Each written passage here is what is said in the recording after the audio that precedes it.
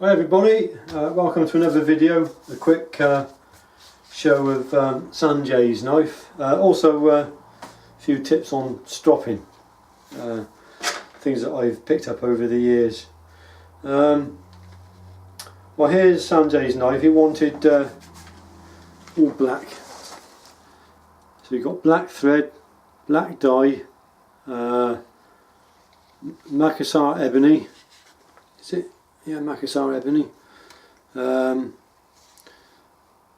fire steel, and also a dangler, again all dyed black. This is my new dangler design which I showed in my last video. So you've got a bottom opening dangler. If you want to see more information on that, look at my previous video to this one. So you've got that brass D-ring. And the actual knife itself, very pretty.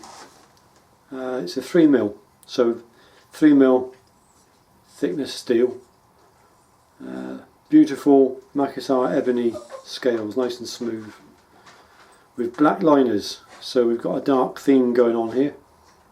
They are leverless bolts. I think you can just see the leverless bolts there. Nice internal clean radii, internal curves, nice plunges. There's the blade. 25-degree bevel, triple tempered 59 HRC, apex pommel, and if I get it against the right background you should see a nice equal tip. And nice plunges. So everything you'd expect. Now just a quick little extra for you on stropping a knife. This is all I've had as a strop. This has stropped all the Jackwell knives that I've built to date. It's fallen to pieces now. You can see the levers needing to be glued back on again. And it's a fairly thin veg tan leather, glued rough side uppermost. And I think the secret is you don't want too much give. You want it to be quite a firm leather. You don't want too much give in that leather. And the other key is to actually obviously load the leather with compound.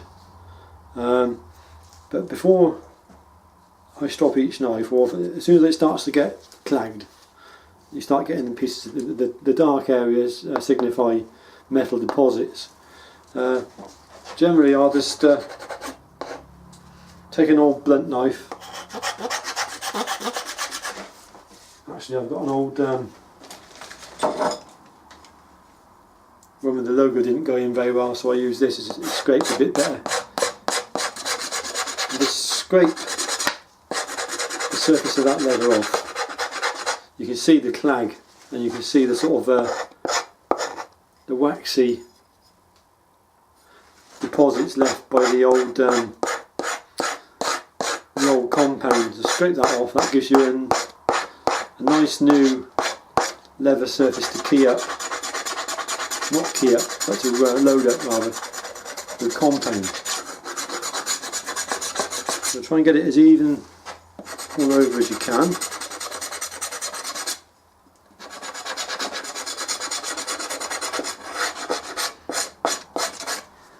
Also, it's crucial that when you grind the knife, or for you that have already got a knife, when you sharpen the knife on stones, that you sharpen to the point where you actually can feel a very tiny burr. Certainly when you grind a knife from a blank, you grind it till you see a nice heavy burr, and then you refine that edge, and that's your wire edge. I've got a variety of compounds. I get these in block form online. Just look out for polishing compounds, and they're graded different sort of colours. There's a white one, a blue one, and a yellow one. And I found the yellow one to be very effective actually. And then I just take the strop, get my yellow compound,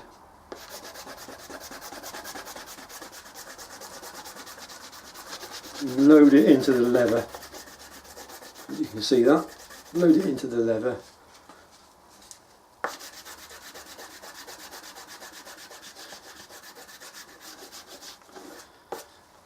So I've loaded that strop up now. As I say, this strop is getting on for 4.5, 5 year old.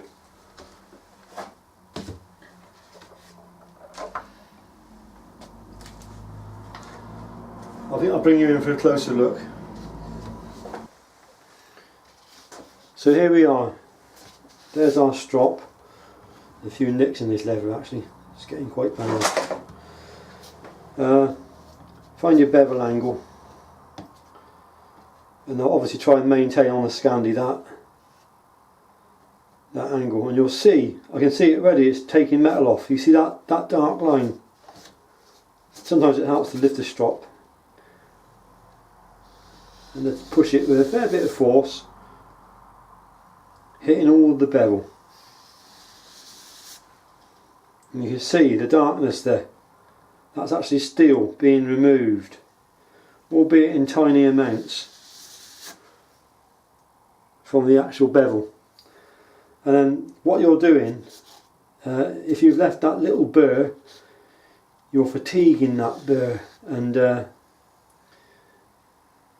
eventually it will just drop off. You want a fair bit of pressure. Careful to maintain that angle, and careful to get right to the tip. The tip's an important cutting point of the knife, and backwards and forwards, a fair bit of pressure. Don't forget, sometimes when you pull away like that, you're not really polishing that plunge area, so often I'll just keep it in there and just pull it along so I get that right in the plunge as well. Backwards and forwards like that.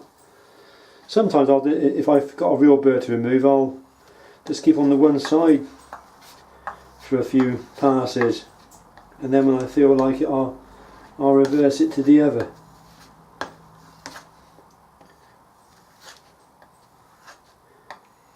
And then as I'm happy with the way it's stropping, toward the end I'll start to alternate and do lighter passes. And I can feel the friction on the strop. It's not gliding. There's a fair bit of friction there. And then I just the final few passes are done quite lightly. And at that stage, this knife is seriously sharp enough for any task really that you're going to use a bushcraft knife for. But you can refine things slightly further, and this is what I saw Ben Orford do.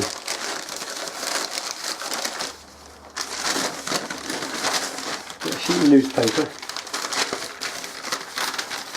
preferably with some dark ink or some print on it. Let's get a bit more black on that side perhaps. And wrap it around your strop.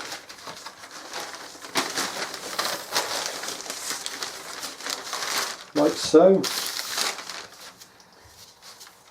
And then that just slightly refines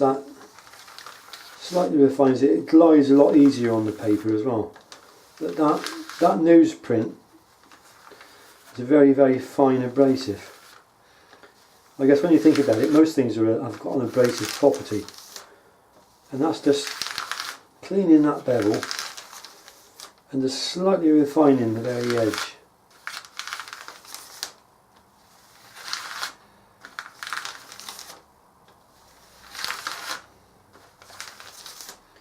So that is probably all it will need. It's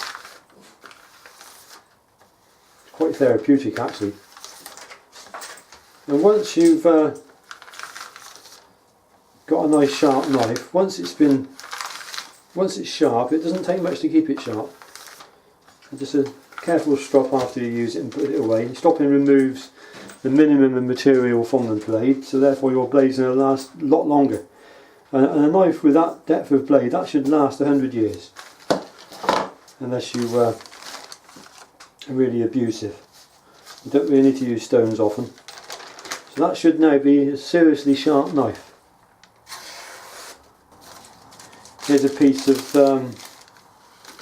greaseproof paper.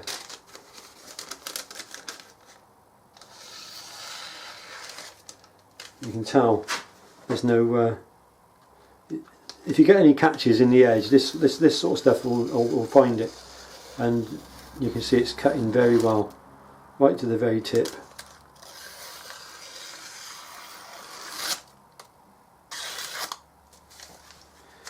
So that's how I strop my knives.